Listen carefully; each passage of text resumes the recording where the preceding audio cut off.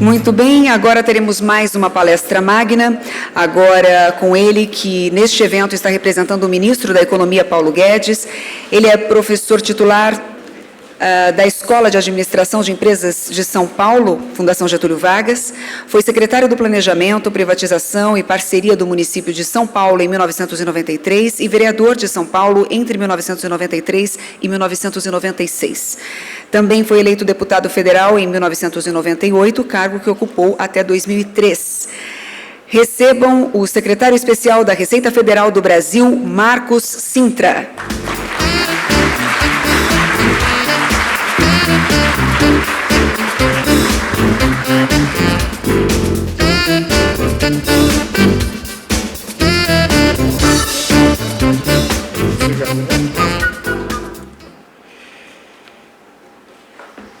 Bom dia a todos. É uma alegria, uma satisfação e uma responsabilidade muito grande falar depois do ministro Henrique Meirelles.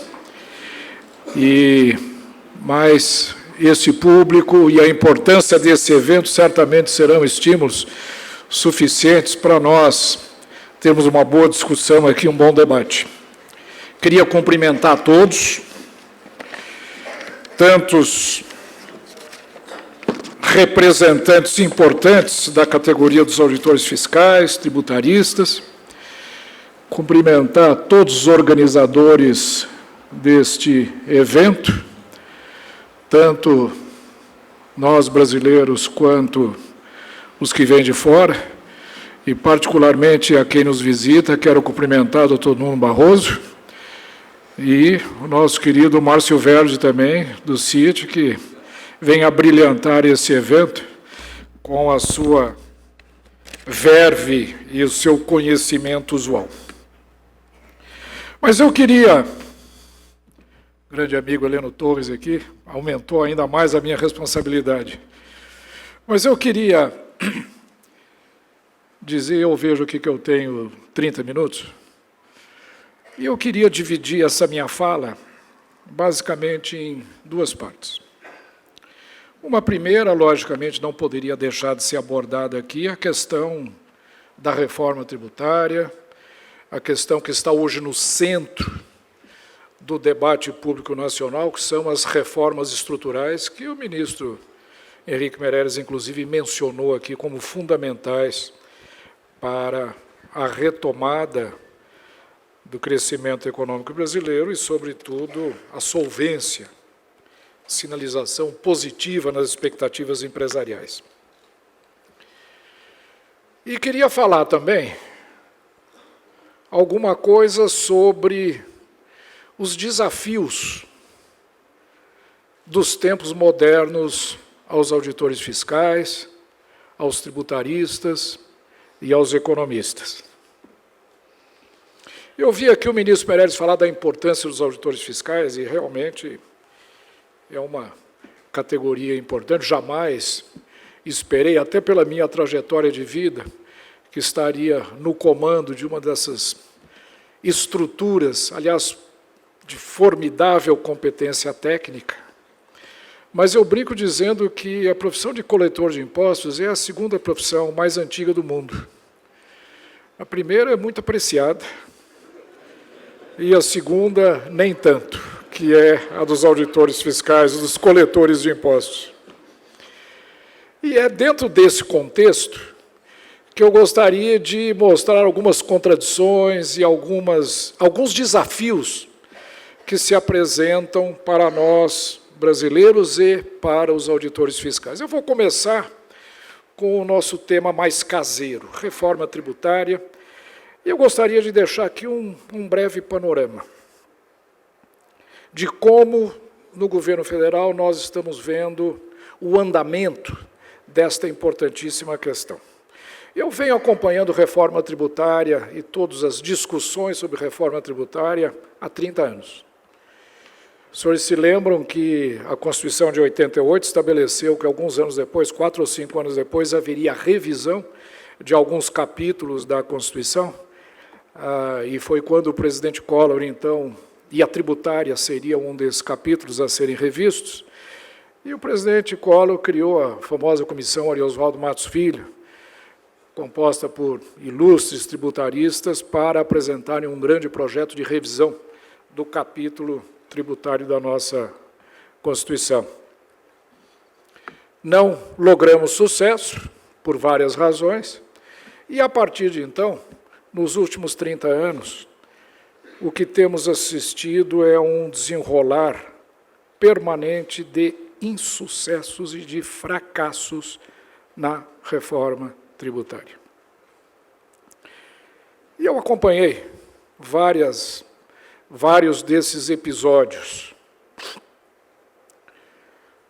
Em 95 houve uma tentativa de reforma, depois de 98, o então relator Mussa Demes, muitos senhores vão se lembrar, na comissão especial presidida pelo ex-governador Germano Rigoto. Depois vieram outras tentativas, em cada legislatura uma nova tentativa tem sido feita, no sentido de se apresentar projetos de reforma tributária. Depois veio Virgílio Guimarães, depois veio Sandro Mabel, depois veio Raul, enfim, foram várias as tentativas. Eu mesmo, em 2001, apresentei um projeto do Imposto Único, que tramitou pela Comissão Especial de Reforma Tributária, que é a PEC 474/2001, está pronta para ser votada. O Raul aprovou o projeto dele agora recentemente, também completando a tramitação legislativa, mas o fato é que em 30 anos não conseguimos avançar, e pelo contrário, em 30 anos tivemos modificações pontuais, modificações casuais específicas na nossa legislação tributária em todos os níveis, de tal forma a criarmos o que Roberto Campos já chamava, muitos anos atrás, um Frankenstein tributário que está ficando cada dia mais feio, cada dia mais deformado. E a grande pergunta é o que acontece? Por que não se consegue fazer reforma tributária no Brasil? Qual é a grande dificuldade? Porque se levantar a mão, se perguntar para todo mundo aqui quem é a favor da reforma tributária, é a unanimidade. Nós sabemos que o diabo mora nos detalhes, as dificuldades são as várias formas de se fazer a reforma tributária, mas o insucesso é uma característica, e eu atribuo a principal razão ao nosso modelo federativo, né? O Brasil é um país muito complexo, E a nossa federação, constituída pelo governo central, 27 estados, ela sempre se apresentou com uma dificuldade e, aparentemente, insuperável no sentido de se construir uma reforma tributária que atendesse a todo o país. E agora, particularmente, eu acho que o problema fica ainda mais difícil. O problema torna-se ainda mais complexo a partir da inserção muito mais ativa de aproximadamente 5.600 participantes, que são os prefeitos municipais, que não eram protagonistas, sempre foram, logicamente, mas não eram os protagonistas principais nos debates de reforma tributária que nós temos conhecimento ao longo desses 30 anos, mas agora são fundamentais, são particularmente importantes. E por que isso? Porque o mundo está mudando de tal forma, as inovações tecnológicas, o momento da economia virtual, a economia digital, que se contrapõe à economia analógica do século passado, tornou a base serviços a de maior expansão, a de maior dinamismo, a de maior impacto do ponto de vista de crescimento da arrecadação. E todo mundo percebe isso. Esse é o grande desafio que se apresenta a tributaristas e a seus operadores, que são os auditores fiscais. É uma dificuldade que se apresenta em todos os aspectos, até mesmo na definição. Hoje é muito difícil se dizer o que é serviço, o que é indústria, o que é agricultura. Quando se fala em indústria 4.0, nós estamos falando numa mescla de atividade de produção manufatureira com prestação de serviço, com alta tecnologia, a mesma coisa na agricultura. E vejam, e essa base de serviços, que é a base imponível mais dinâmica, que mais se expande no mundo, no nosso regime federativo, é competência dos municípios, dos 5.645, se não me engano, novos partícipes desse amplo debate de reforma tributária que nós vamos e já estamos travando. Essa é uma dificuldade. É uma dificuldade que surge no momento, com gravidade, mas eu pergunto, é insuperável? Absolutamente não. Por quê? E aí é uma segunda coisa que eu gostaria de mencionar, fruto desses 30 anos de acompanhamento de todo esse debate de reforma tributária. Eu acho que é a primeira vez, Márcio, que nós estamos assistindo executivo e legislativo trabalhando juntos em prol de um projeto de reforma tributária. É interessante, se os senhores refletirem o que aconteceu no passado, os senhores vão verificar que o protagonismo da reforma tributária, Heleno, sempre esteve nas mãos do Legislativo. Foram sempre iniciativas da Câmara dos Deputados, iniciativa do Poder Legislativo, que agora reassume ou mantém esse protagonismo, com o Poder Executivo sempre ficando no papel do grande juiz, do grande observador, daquele que faz as contas para ver se convém ou não a reforma tributária, e o resultado tem sido um distanciamento muito grande entre o Poder Executivo e o Poder Legislativo. Apesar das enormes dificuldades que estamos tendo agora, como eu disse, em função da maior complexidade do tema, eu acho que é a primeira vez que Executivo e Legislativo estão efetivamente engajados num projeto de reforma tributária, cujo projeto, que já foi subscrito pelo deputado Baleia Rossi, que é a PEC 45, que já se encontra na Câmara dos Deputados.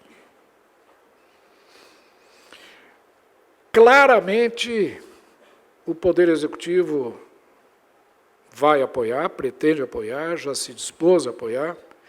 Vejo aqui o Eurico de Santos sentado, quantas vezes já conversamos sobre esse tema, quantas vezes já conversamos com Bernardo Apio, Nelson Machado, Isaías Coelho, enfim, toda a equipe do CECIF, em termos da construção de um projeto de reforma tributária ampla para o país.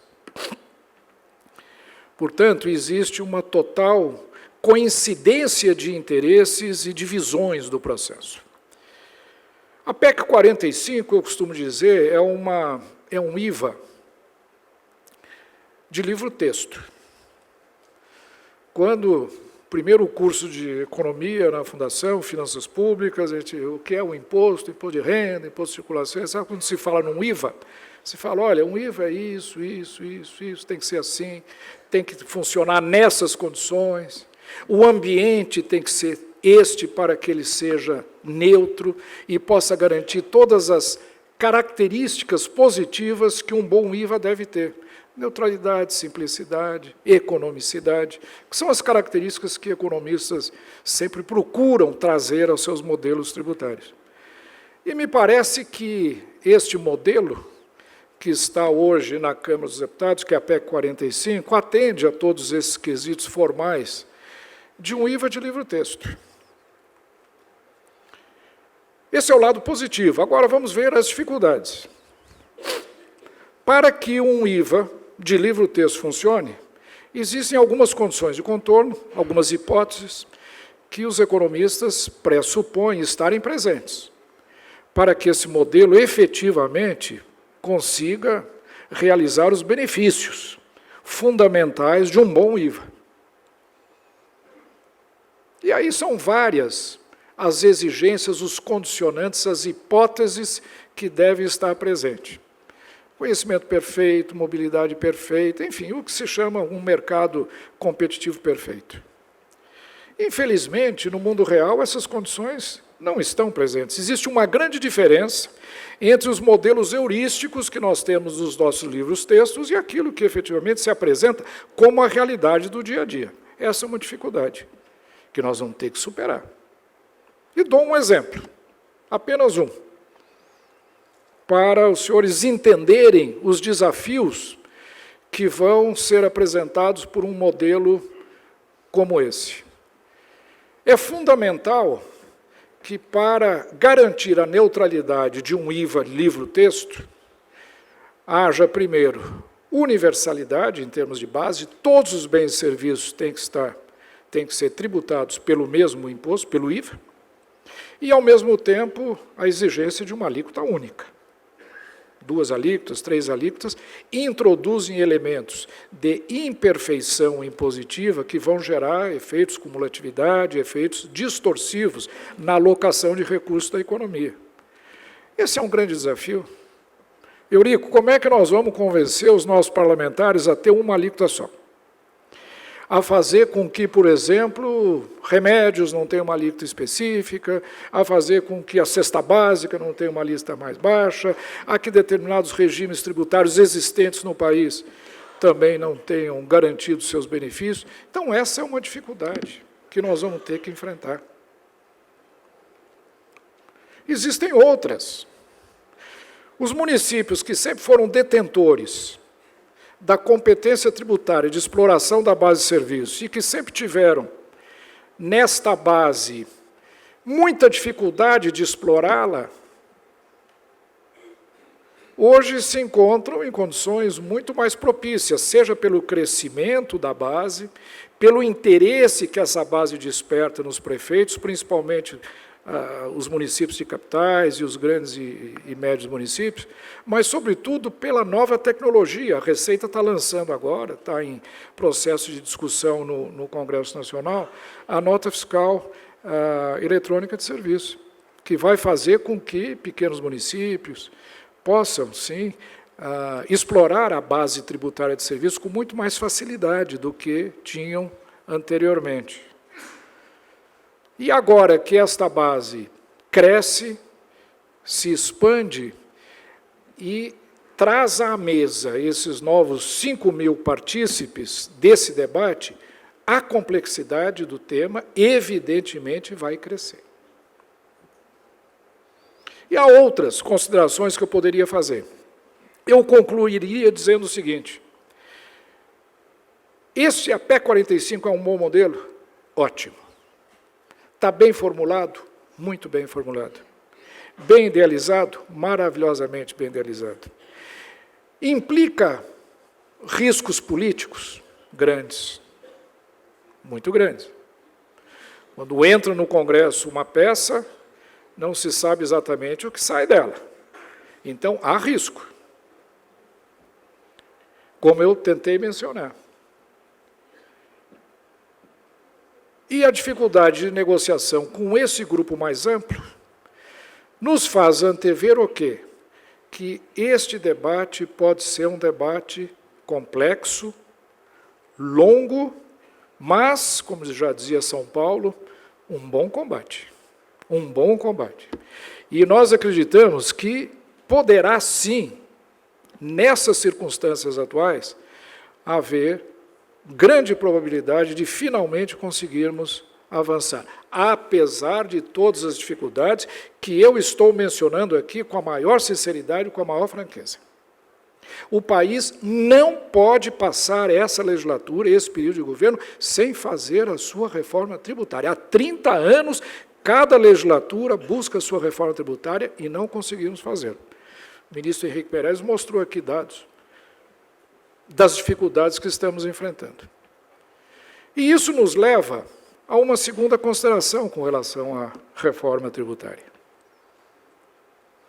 Há necessidade de fazermos reformas pontuais, paralelamente ao grande encaminhamento desse debate nacional, que será a PEC 45.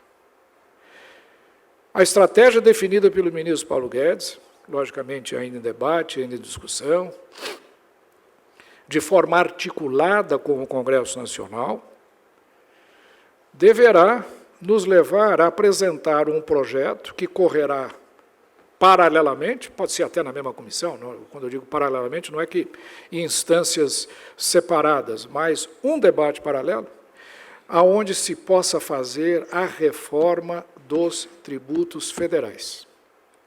Sei que secretários de Estado estão também trabalhando em reformas do seu ICMS, juntos ou separadamente com prefeitos, englobando o ISS nesses projetos. Isso mostra o quê?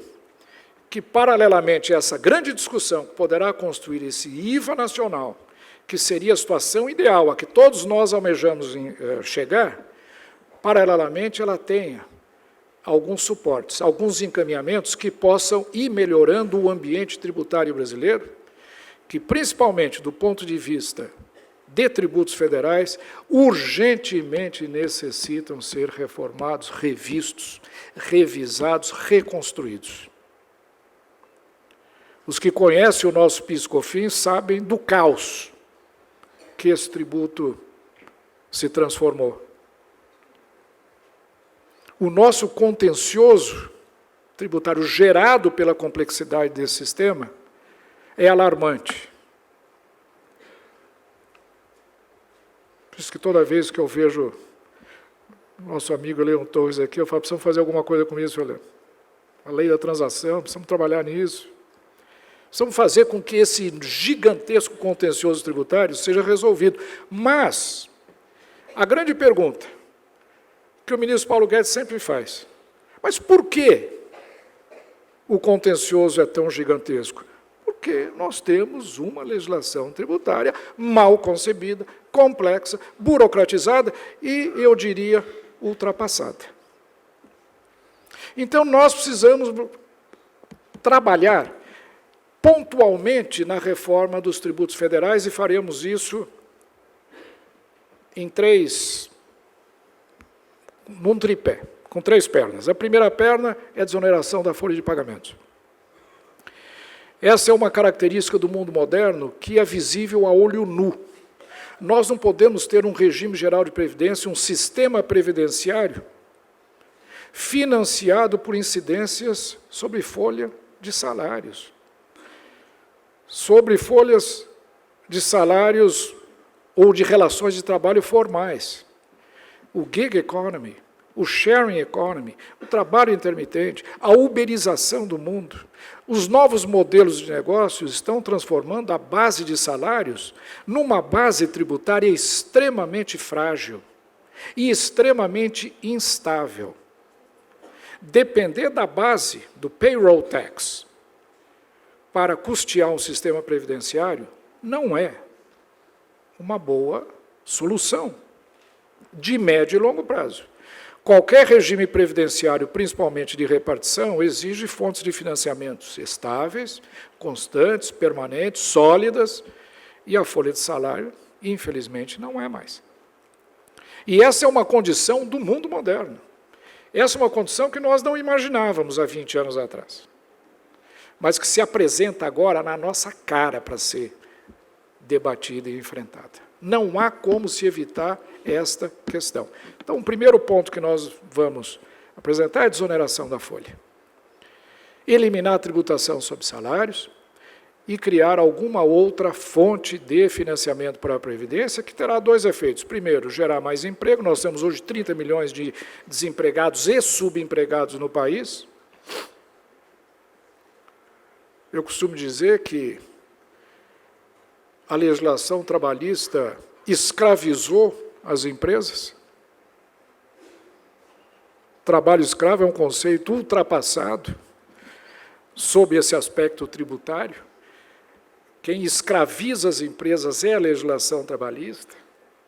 São as restrições, os custos da legislação trabalhista, das obrigações trabalhistas, que precisam ser, pelo menos do ponto de vista tributário, eu estou falando aqui apenas do ponto de vista tributário, precisam ser revistas. Então, a nossa ideia é desonerar a folha de pagamentos e criar uma fonte de financiamento alternativa, e nós temos 2 alternativas. A primeira seria a criação de um imposto sobre pagamentos, ou a segunda, uma alíquota adicional no IVA, que eu vou mencionar para os senhores aqui.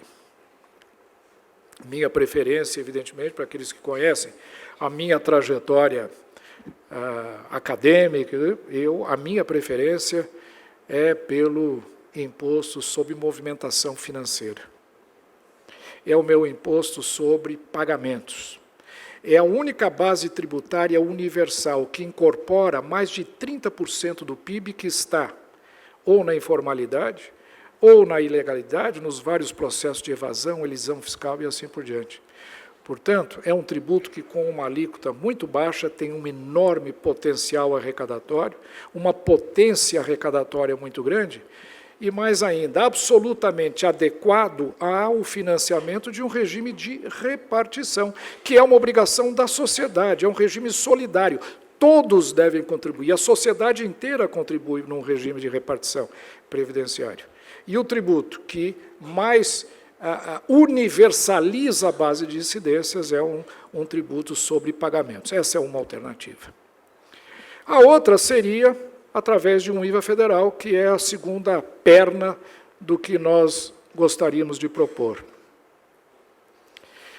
Seria um novo tributo sobre, em realidade, um novo regime tributário, que englobaria o PIS, COFINS, o IPI, a base não regulatória, a arrecadação não regulatória do IOF. Só se lembra que quando a CPMF foi extinta, o 038 foi imposto como IOF em todas as operações de crédito. Isso não é uma imposição regulatória de política econômica, mas estritamente arrecadatória. Então, reuniríamos todos esses tributos e criaríamos um IVA federal. Esse IVA federal, e isso é muito importante ser dito, seria construído como um espelho, com as mesmas características, com os mesmos condicionantes da PEC 45. Na expectativa de que, sendo um IVA federal, onde a jurisdição tributária é apenas o governo central, poderá caminhar muito mais rapidamente no Congresso Nacional, não envolverá discussão com prefeitos e governadores, e, finalizada esse debate, que poderá ser mais longo, mais difícil, do IVA nacional, a acoplagem desses dois sistemas se dê com a maior naturalidade possível. Então, a ideia é nós criarmos um IVA federal, que será o espelho do IVA da PEC 45, que está sendo proposta lá, mas aplicada apenas a nível federal. E o terceiro componente desse tripé, que nós gostaríamos, em breve, de anunciar, de lançar para debate nacional, é a reforma do imposto de renda. Vale dizer que tanto a questão da desoneração de folha quanto a questão de imposto de renda, pessoa física e jurídica, não são objeto da PEC 45. Portanto, nós estaremos complementando o esforço da PEC 45, adicionando esses dois itens de interesse do governo federal. E na questão do imposto de renda, evidentemente, é a harmonização do nosso imposto de renda, tanto pessoa jurídica quanto pessoa física, o que está acontecendo no mundo inteiro, né? Redução de alíquotas de imposto de renda pessoa física, rediscussão de alguns benefícios no nosso imposto de renda que existem, a CRIS, os CRAS, os CRIs, os benefícios aos fundos exclusivos, tributação sobre dividendos, juros sobre capital próprio, enfim, uma série de características serão rediscutidas para criarmos um imposto de renda, pessoa jurídica, harmonizado com o que está acontecendo em outras partes do mundo e, ao mesmo tempo, também uma revisão, um reolhar ao imposto de renda pessoa física. O presidente tem dito que é expectativa dele ampliar os níveis de isenção, eventualmente até reduzir carga tributária lá na frente, caso o processo de ajuste fiscal tenha sucesso. Então, esse será o terceiro componente do nosso projeto, a revisão do imposto de renda pessoa física e jurídica. Em suma, o que eu quis trazer aqui aos senhores, e eu vou gastar o tempo que me resta para falar na segunda parte desta minha apresentação, que eu quero mudar de tema,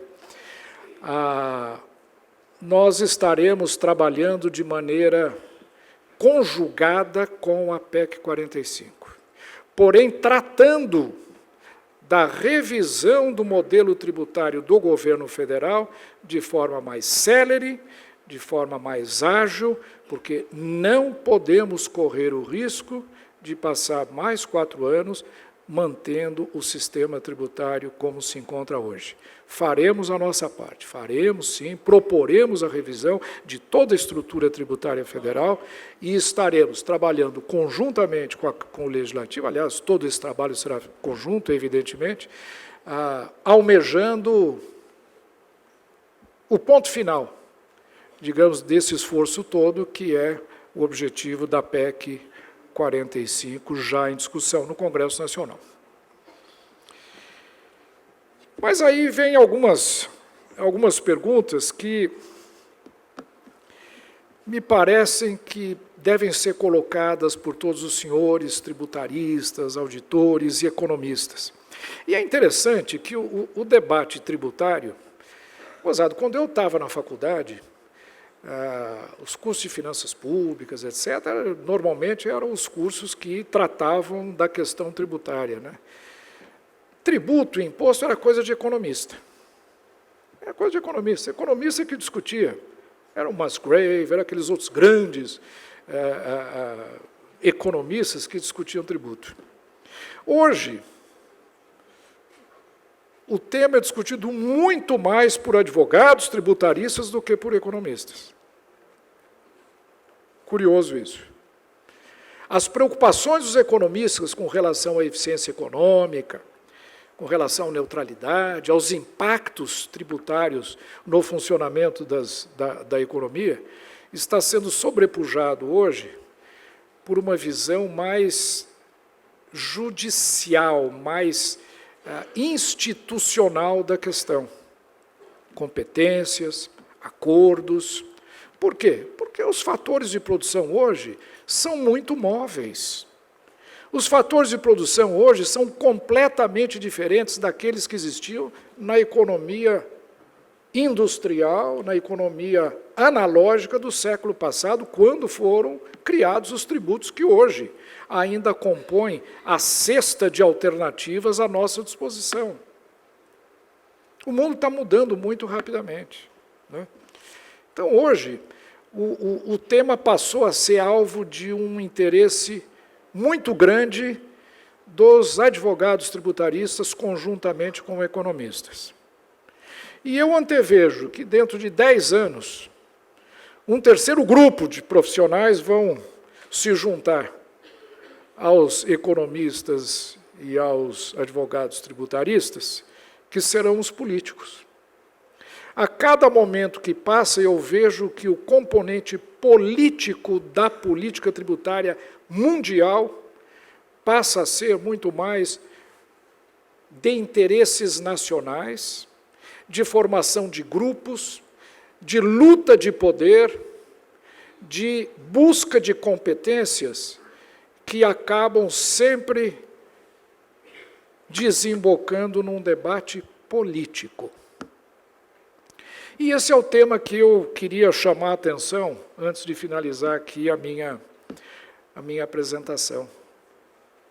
E esse aqui eu lanço um desafio, principalmente a você, Verde, e ao professor Nuno aqui, que são tributaristas que provavelmente estarão mais engajados em debates internacionais, multinacionais, acerca de política tributária do que eu.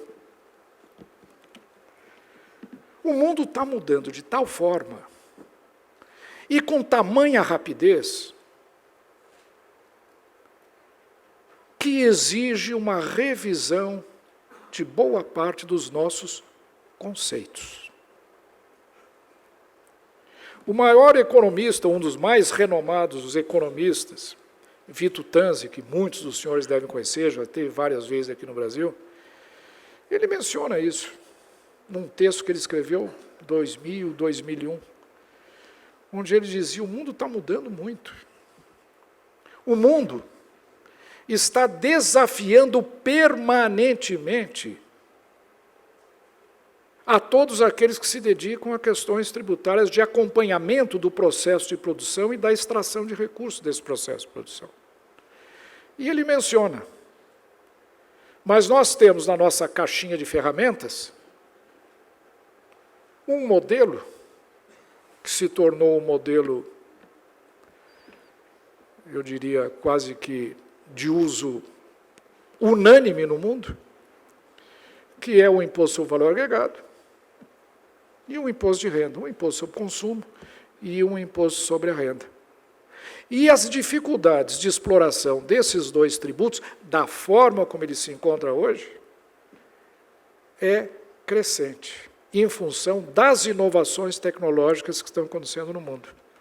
Então, Vito Tanzi dizia: duas novidades tributárias surgiram recentemente que hoje compõem a nossa cesta de instrumentos, né? Nossa caixinha de instrumentos. A primeira é o IVA, foi criado na década de 20, século passado, para uma economia industrial, onde se falava em cadeia de produção. Hoje não existe mais cadeia, hoje existe rede de produção. Hoje em dia não se fala mais nem rede de produção, quer dizer, o sistema de produção hoje é tão inovador e tão surpreendente a cada momento que nós temos sequer condições de caracterizá-lo adequadamente para montar sistemas tributários adequados.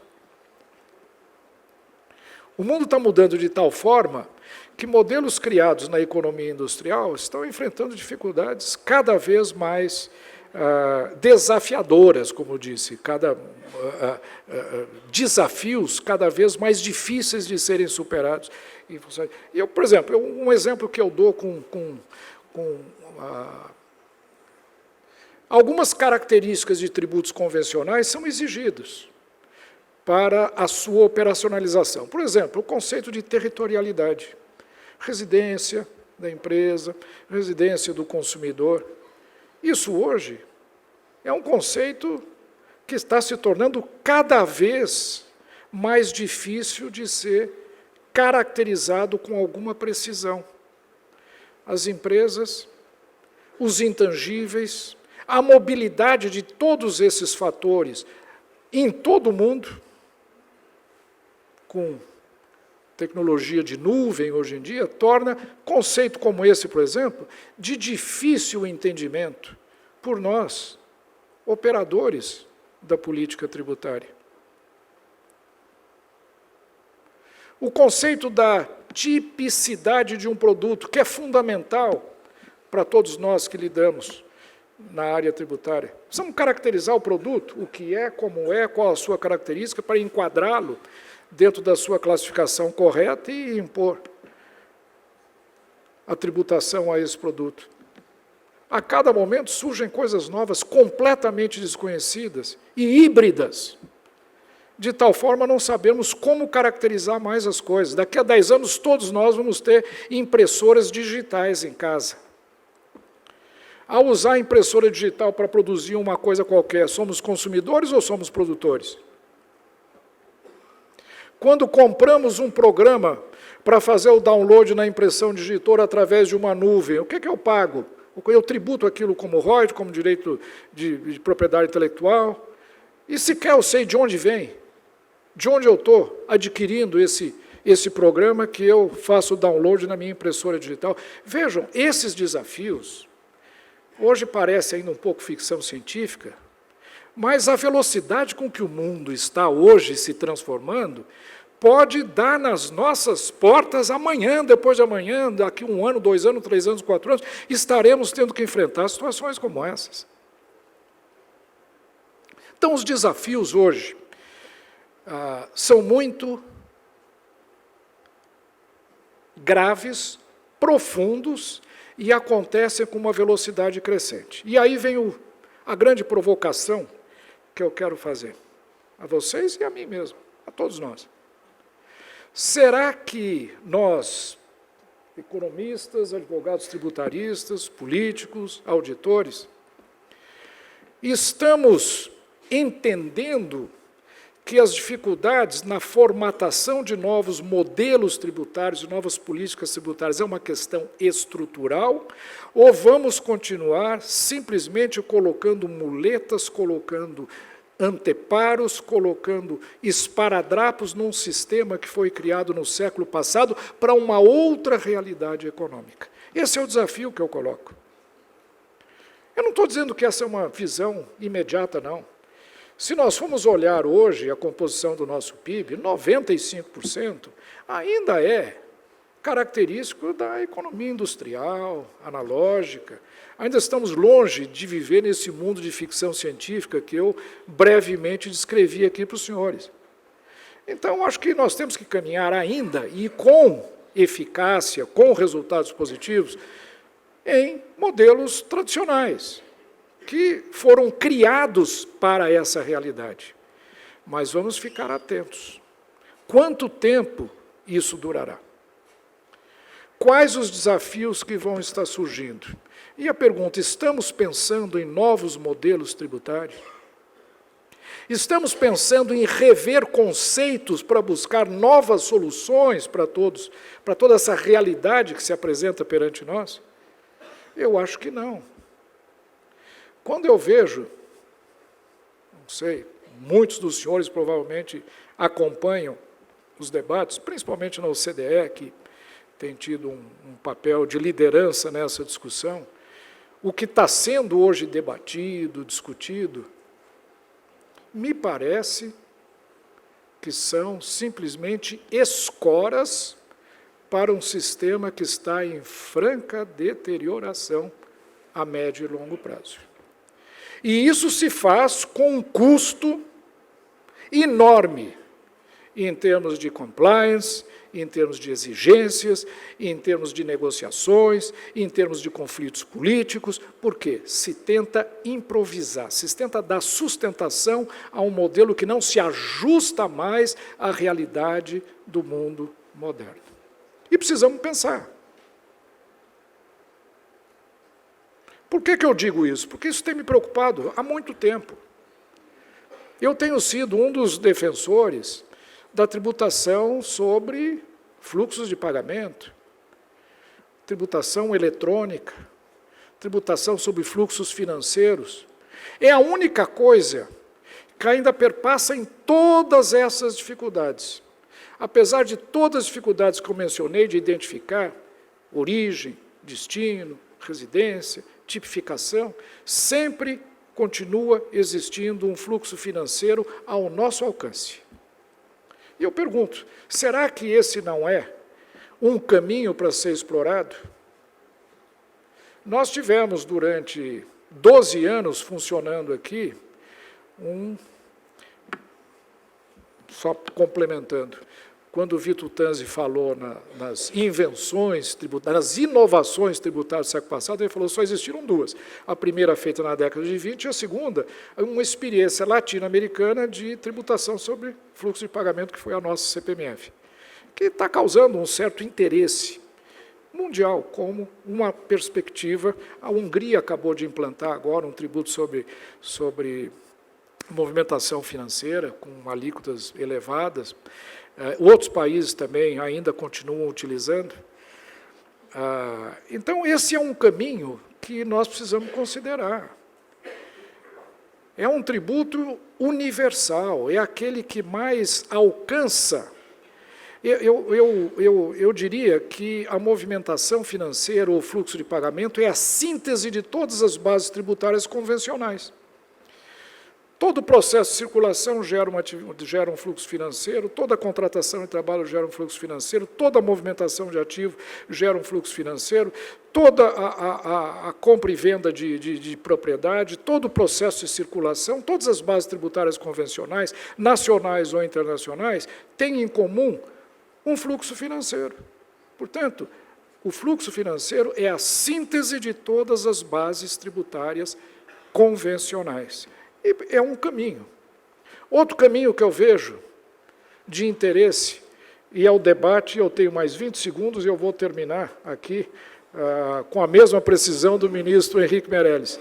Outro caminho que eu vejo também com enorme interesse é a tributação do Discounted Cash Flow Tax, do imposto de renda, que está sendo muito... que era um modelo que teria sido utilizado nos Estados Unidos para a reforma tributária do Trump, por alguma razão política acabou não sendo utilizado, mas que está trazendo um enorme debate como um mecanismo de tributação de renda muito interessante e muito semelhante ao fluxo financeiro, que é o fluxo de caixa, o descontado com origem no destino, que está sendo discutido pelo Keane, do Fundo Monetário, enfim, e outros grandes economistas da Universidade de Oxford e também nos Estados Unidos.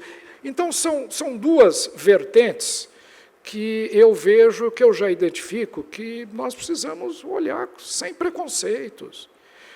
O mundo está mudando e nós não podemos ficar ancorados num modelo que cada vez mais enfrenta dificuldades operacionais e cuja sobrevivência só se dará às custas de mais controle, mais fiscalização, mais exigências, mais custos de compliance, mais dificuldades e mais contencioso, em função desses novos modelos que surgem a cada momento. Era isso que eu queria trazer como discussão e como contribuição a esse congresso. Eu espero que os senhores, ao longo desses 2 dias, tenham oportunidade de ter um debate rico. Tentarei, na medida do possível, participar do maior número de sessões para acompanhar essa discussão, mas vejo que nós, coletores de impostos, nós que estudamos formas de garantir o funcionamento solidário de uma sociedade, isso não existe sem a nossa atividade. Nós temos um grande desafio pela frente.